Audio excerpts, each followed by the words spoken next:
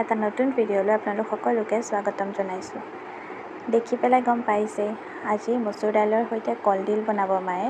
তাৰ কাৰণে আদা, নহৰু, জলকীয়া, বিলাহী, পিঁয়াজ, আলু এইখিনি লৈ লৈছে।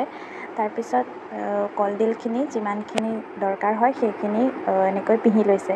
তাৰপাছত মই অলপ সহায় কৰি দিছোঁ আৰু আদা, নহৰু, পিঁয়াজ আৰু বিলাহীখিনি এনেকৈ চপাৰত মাৰি মিহি মিহিকৈ কাটি দিছোঁ।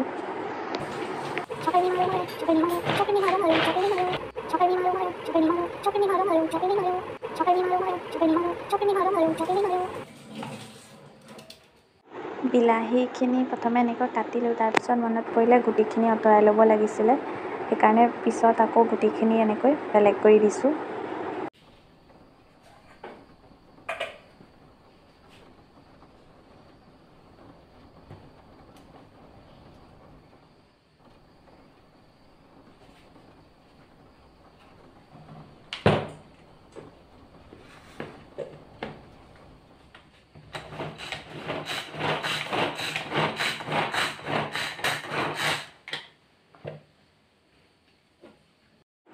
এয়া চাওক, এইখিনি কটা মোৰ হৈ গ'ল।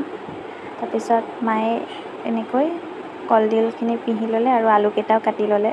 তাৰপিছত এতিয়া কুকাৰত জিৰা দিছে। তাৰপৰা জিৰাখিনি ফুটি গৰম হোৱাৰ পাছত তাত তেল দিছে, মিঠাতেল। তাৰপৰা তাত আদা, নহৰু, পিঁয়াজ সেইখিনি যিখিনি মই কাটিছিলোঁ সেইখিনি দি দিছে আৰু সেইখিনি অলপ দেৰি ভজাৰ পাছত তাত নিমখ জোখমতে, হালধি, ৰঙা জলকীয়াৰ গুড়ি, গৰম মছলা দি পেলাই ভালদৰে ভাজি লৈছে।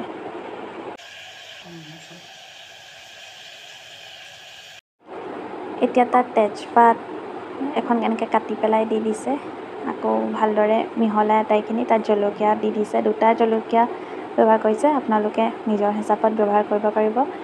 আটাইখিনি ভালকৈ মিহলাই তাত কলডিল পিহি লোৱা কলডিলখিনি দি দিছে আৰু লগতে আলুকেইটাও এনেকৈ। তাৰপৰা তাত ধুই ৰখা মচুৰ দাইলখিনি দি দিছে আৰু আটাইবোৰ ভালকৈ মিক্স কৰি লৈছে।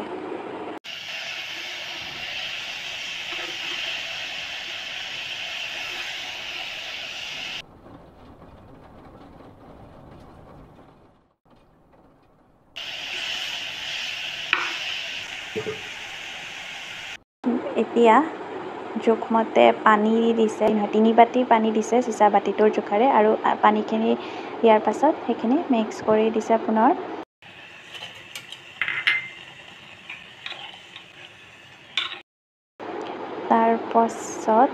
তাৰপাছত কি আৰু কুকাৰৰ সাফৰখন মাৰি দিছে আৰু এনেকৈ 3-4টা চিটি অহালৈকে ৰ'ব।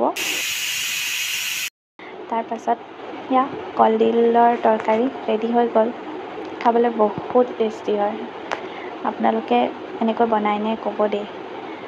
বাকী ভিডিঅ'টো শেষলৈকে চোৱাৰ বাবে ধন্যবাদ।